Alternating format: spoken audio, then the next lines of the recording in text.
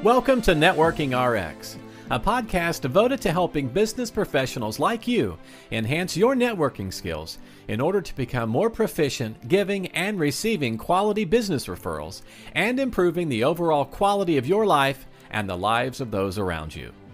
The Networking RX podcast is a production of AmSpirit Business Connections, an organization whose mission is to empower business success through networking.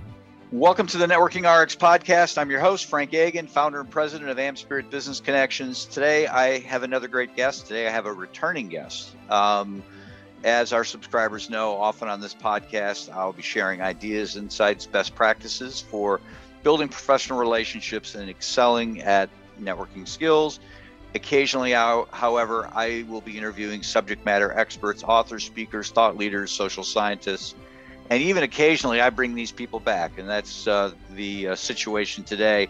Today I have with me again Tracy Enos, and she, if you've been listening, and if you haven't, go back and listen. It's episode 340, which we released June 30th of 2021.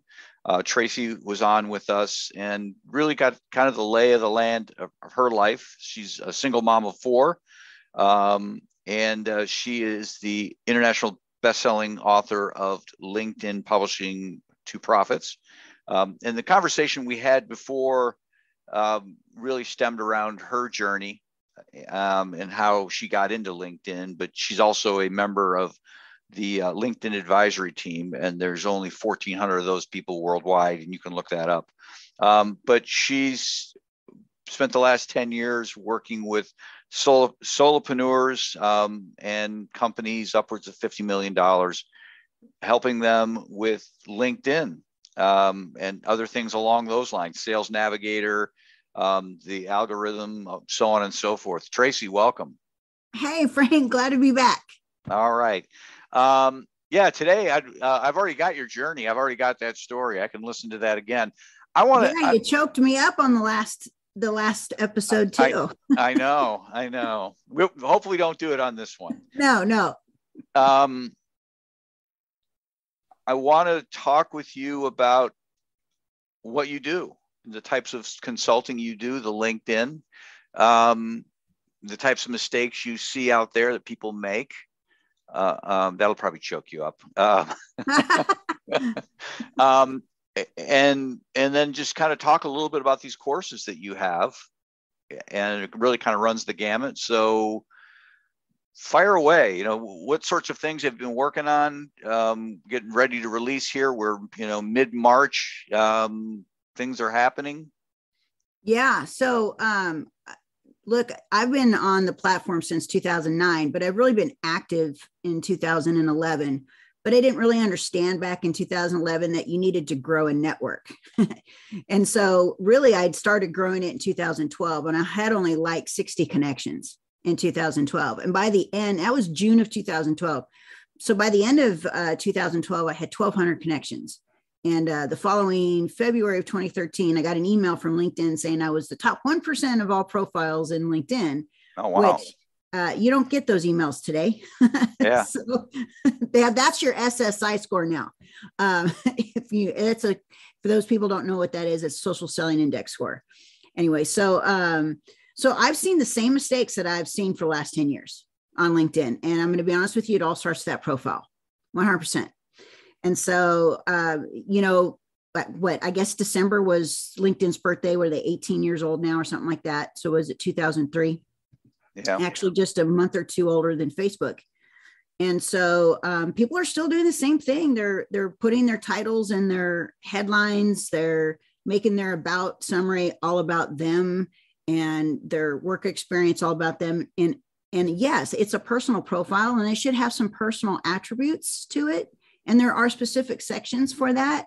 And yeah, you should have a little bit of information about you in your summary, but it's really about the person that you're trying to connect with or prospect, whether that's, a potential client, customer, business partner, whatever you've defined as your goals for using LinkedIn. And then, what do you do for them, right? How do you do it? How are you different than the other guys that do the same thing that you do? That would be your competition. and maybe some accolades from other people, that have given you for the work that you've done for them. And at the end of the day, what kind of results can they expect working with you? And people really want to know that. So if you go to my about summary, the very first line is, does your profile sound like a Toby Keith song? I want to talk about me. Okay. Yeah.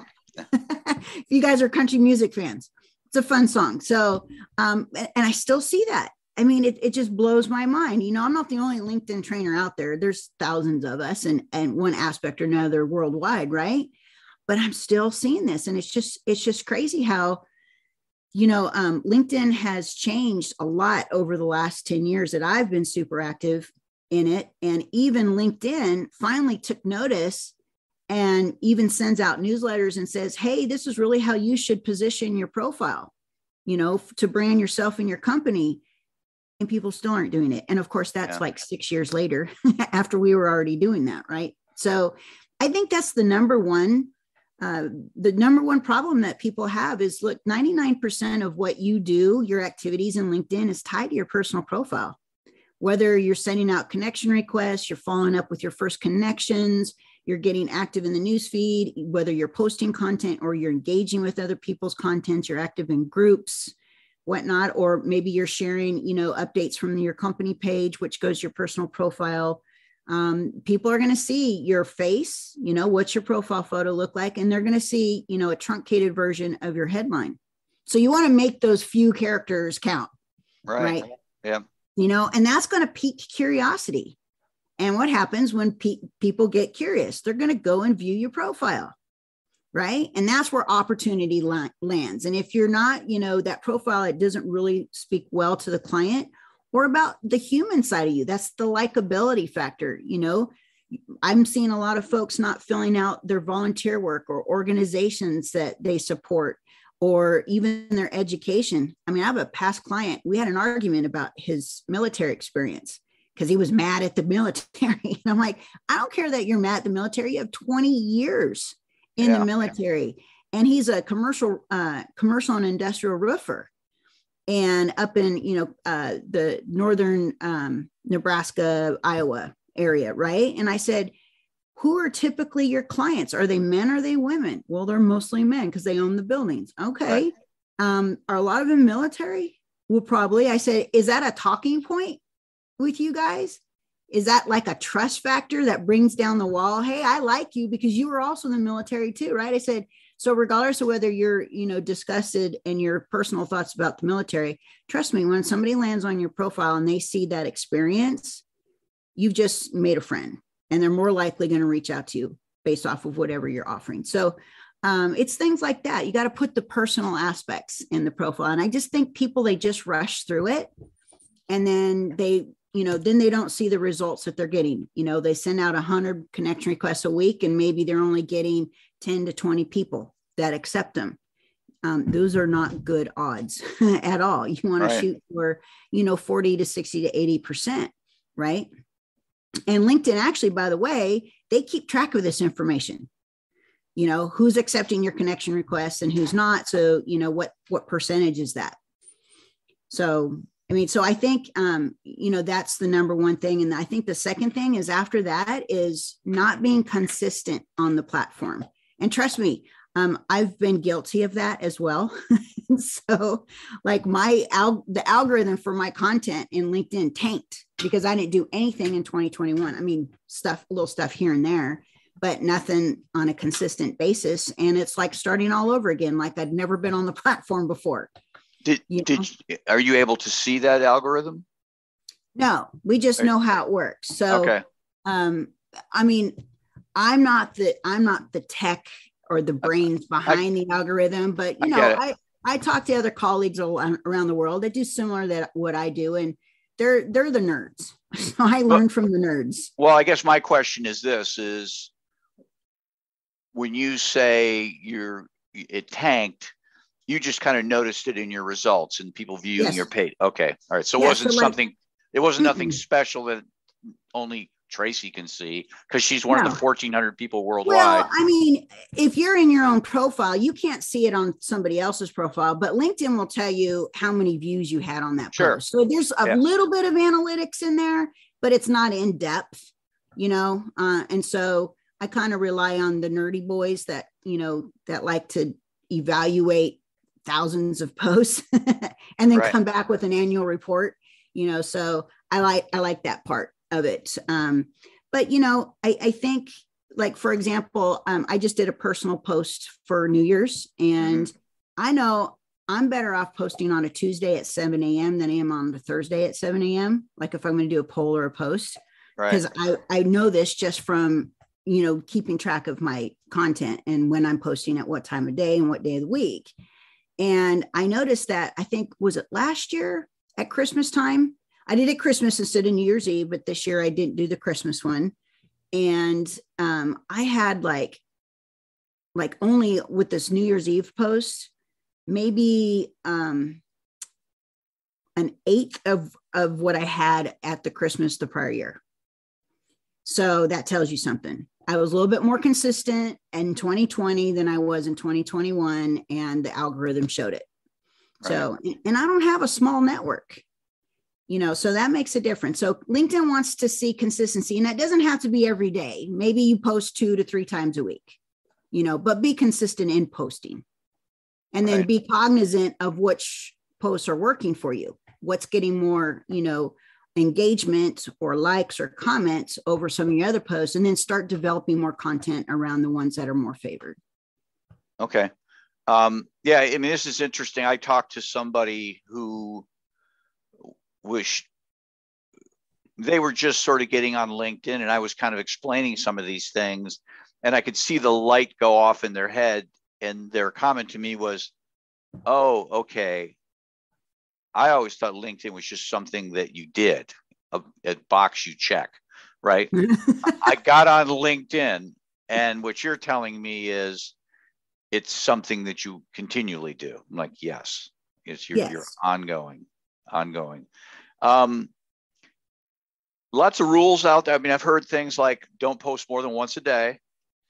I don't know if that's myth. I'm kind of going to agree with that one, because look, an actual life of a post is forever, but as long as you have the link to it, you can go back and find it, but it will actually continue to circulate for about 2 weeks. Okay. So I think you want to get more engagement on those posts. I know some people have done it up to 4 times a day. I think that's way too much, but I think even LinkedIn says it themselves. 1 time a day is good enough. But if you do more than one, space them out at least 4 hours or more apart. Okay. Don't put links in your post? Actually, that's up for debate. Okay. All right. That's good to know, because some of the people saying this are definitive. Don't put links in your post. Put them in the comments. Don't make it the first comments, is what I've heard. It's like, okay, wait a minute here. Really? And that kind of actually was true maybe a couple years ago. I think as long as it's not like a YouTube video, I don't think LinkedIn likes YouTube videos or Vimeo links, but definitely if you have a link that drives somebody to another link that keeps them in LinkedIn, I would put that in the description in the post itself instead of the first comment. Okay. So, but you also have to look at too, what happens if a post goes viral and you have the link in the first comment, and then people can't find the first comment. Yeah.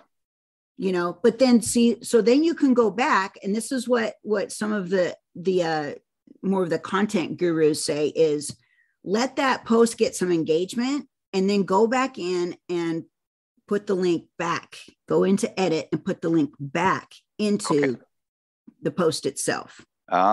Okay. That's a good idea. That takes a little extra work and trying to remember to do that, so if you're using like a tool to, schedule your posts like Buffer or Hootsuite or some of those other ones, you might have to put it on your to-do list or your calendar to go back and check that post, in a day or two. Right. And then put that link back into the post, but don't do it within the first hour or two. Okay. So, well, it's like you said, you want to get some engagement first before you do it. Right. Okay. Right. Pictures with your post. Yeah, absolutely. Okay. Yeah. So I think right now, the posts that are doing the best is the LinkedIn right now is favoring a poll. Okay. And so I don't know if you've scrolled through the news feed lately and see about every other post is a poll. There's reasons for that. So, and I see some really goofy polls. And then I see some really good polls. Like I could tell that they were doing a poll based off of their business, because you, as the author of the poll, can actually go back in and see how people voted. And then you can go reach out to those people. So they might already be first connections. And then you can go in, and this is a front of mind strategy, and, thank them for voting on the poll, maybe ask them questions related to why they voted, particularly on that one or other. Start a conversation, right? Mm-hmm. You never know, that could lead to a phone call and close new business, right? Close business. Right. Or if they're a second or third connection, then maybe if they're a ideal client or prospect for you, then send them a connection request and say, hey, look, thanks for voting on my poll. I think it would be great to connect here as well. And then you start your conversation from there. That's all free. That just takes a few minutes a day to do that. LinkedIn's consciously making these choices. Hey, we're going to favor polls. Yeah. Or is this a situation that, hey, more people are polling and we like this? Or I guess maybe that's all the same question. But I got on a YouTube video from LinkedIn. Okay. And that's what they were saying. The first one, they like the polls right now. Now, could that change anytime? Sure. Absolutely. And then they like the picture posts, and then they like native video. And then black and white text. Now, I think black and white text work a little bit better if you kind of understand copywriting a little bit. So you have your first few hundred characters before somebody clicks see more with a hook. Right. So that they will go read the rest of your post. Okay. So that's challenging. Look, I suck at that. I've been studying copywriting and I still suck at that. So, but I see a lot of like TikTok-y, Instagram-y stuff. Usually more the millennials are doing this, and people are liking them because that's a millennial thing. My age generation, they may scroll through the feed and like something because there's a pretty girl in there or something like that. And trust me, there's a lot of pretty girls in there. Will get a lot of attention because they're posting the pictures with the posts. And that's fine if you want to game the algorithm, but is it really going to net you clients out of it in conversations? I saw one of those posts, and somebody in the comments took this woman to task, basically said, okay, fine, but why does your picture need to be in there? There's no connection to having your bikini shot to what you're saying. Why are you doing this? She was mad. She was mad, but he was mad too. I'm going to tell you what, if you post yourself in a bikini and it doesn't have anything to do with fitness or like a fitness competition, or you're trying out for the cover of, Sports Illustrated swimsuit edition or something like that. What kind of comments do you think you're going to get? I don't know. You can't get mad, but here's what, I'd be happy with that if I did a post like that. And here's why, because somebody commented on it, whether it was a good or bad comment, but a comment is a comment is a comment. And what does that do with the algorithm? It bumps you right back up. Yep. Right. It's the old saying, any press is good press. That's right. That's right. Yeah. So you got look, if you're going to put yourself out there like that, you're going to have to expect the haters coming in, because it's just going to happen, know? So, but you know what? Don't get mad. Just be happy. Look, you just potentially, depending on what the description was, why the picture was with the description, maybe they had absolutely nothing to do with each other, but it still could have netted business, Well, and we don't know. Yeah. We don't know that behind the scenes, it's like, hey, I'm going to do this. I want you to say something snarky, and I'm going to respond at you, and we'll kind of go back, because other people kind of jumped on it saying, well, leave her alone, or, or whatever. And again, to your point, the picture wasn't related to the post and the comments weren't related to the post, but it was all part of this dust they were kicking up in the LinkedIn ecosphere or whatever. And then it just showed up in everybody's newsfeed. Right. Yeah. Yeah. So she, this woman, got what she wanted, I guess. Well, let's switch gears here as we wrapped up. I want you to spend some time talking about your programs, how we get a hold of it. And I'll certainly put a link in the show notes. But yeah, go ahead and, you obviously know what you're talking about. I knew that. That's why I got you on here. But if you would do that, that would be awesome. Sure. So I hadn't put out a digital program since 2014. And I thought, gosh, it was about time. And especially because back in 2020, LinkedIn did a little study, and they noticed in the first 60 days of the lockdown and the pandemic, the engagement on LinkedIn increased 55% over all of 2019. And I was like, there's something to that. So I went into Sales Navigator, and that's a prospecting tool that LinkedIn has. And I've had it for 7 years. I will never give it up. I love that thing. And I went in there, and there was a filter in there that you can filter, how many people, that joined LinkedIn from 1 day up to 6 months. And of course, you can do your geography. I just did worldwide. It was over 3 million people in 30 days. Wow. And it is in May of 2020. I was like, wow, they've got all these new people on here, and they haven't been introduced to a lot of the LinkedIn gurus out there, and they haven't been with all the newsletters, and LinkedIn says how you should use your, put your skills in your profile and things like that. I'm like, there's real opportunity here, right? For all the people that are just joining, or the ones that have been on LinkedIn, but because, business was disrupted because of the pandemic, and they have now had to really go remote, and we're like, well, we've had LinkedIn, but we really have never used it to prospect. Right. Right. So, and I have a finger on all my competitors out there, and typically most of the time they will develop digital programs or do-it-yourself courses that are everything LinkedIn. And we know LinkedIn changes quick, really quick. I mean, I could cite probably 10, 15 changes this year, 2021 alone. And so I decided, you know what, we're going to take it piece by piece and not overwhelm people, because LinkedIn is that one platform out of all the social media platforms that there's so many bells and whistles to LinkedIn, and it can be overwhelming for people. But you don't need to use everything that LinkedIn has to offer to make a good, healthy 6 to 7 figures using LinkedIn without ad spend. So I decided we're going to start off with the foundation work, and we're going to start with the profile, as I mentioned earlier, in our conversation. So it's going to be called the Ultimate LinkedIn Profile Framework.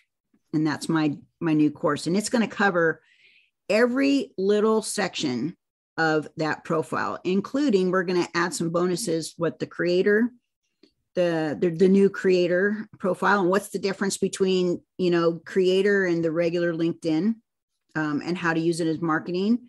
We're going to cover the 30-point profile checklist that I use for myself and my clients. And I'd love to give your guests a free 30-point profile checklist too at the end of this. I'll give you the link. And then, we're going to go in depth for each one and why. And we're going to teach you all how to use some copywriting tricks. We're going to teach you how to use keywords. We're going to teach you how to build out a great background graphic for not only your profile, but your company page, so that it's branded not only to you and your company, but has some sort of hook and call to action, because that is powerful real estate. And I think a lot of people are not using it correctly. And we're going to talk everything from the headline to setting up your privacy settings, to your, little advanced strategies where to place your keywords, and then how to drive people from not getting past the about summary and actually checking out the rest of your profile. Right. So we've got some advanced tricks that that I'm not going to share on this podcast right now. No, don't give it away. No, for sale. But that we're using to get people to read the rest of it. And, and so we want people to do business with people that they like, right? We call that DILY, D-I-L-Y. Do I like you, right? Or DIDY, do I trust you? And that's when people like you and they feel like that they trust you, then your connection request gets accepted. Then people will reply to your messages in the inbox, because we all know how spammy it's gotten lately, and so you want to increase your opportunity to have those people responding to you and engaging with you, and doing it the right way. Right. And so, and then we're going to add in a bunch of bonuses because obviously there's a next step. All right, I got my profile on my company page. It's all made over. What's next, right? And so while we're developing the second part of the program, we're going to do some additional bonus trainings on getting started with Sales Navigator, and then also getting started with content creation. And then those will be individual programs as we go out this year. And then of course, my best bonus of all, we're going to do once a month Q&A, Ask Tracy Anything. And it doesn't just have to be about the profile. Okay. And those will all be recorded and put into the membership area. Sounds and like I have a lot more bonuses than that. We got worksheets, handouts, checklists. We got it all. So. It sounds awesome. That sounds awesome. Well, we'll get as much of that as we can in the show notes. I really appreciate you being here today. Oh, thank you. Me too. Hey, do you want that link for the profile checklist? I figure you'll give it to me and then we'll put it in the show notes. Okay. Well, I'll just give it to you now. How about that? So okay. So it is the ultimateprofilechecklist.com. Okay. And then that way they just need their first name and their email address and it'll be sent to their email immediately. Awesome. I will get that in the show notes. Thank you. Thank you. Thanks for joining us on the Networking RX podcast. Please put what you've learned into action today and let us know if you have questions, comments, or ideas for future topics. You can email them to us at podcast@amspirit.com. That's AMSPIRIT.com. Finally, so you never miss an episode, be sure to subscribe to the Networking RX podcast through iTunes, Overcast, or however you receive your podcasts. Now get out and network with someone. The Networking RX podcast is the copyright production of AmSpirit Business Connection. All rights reserved.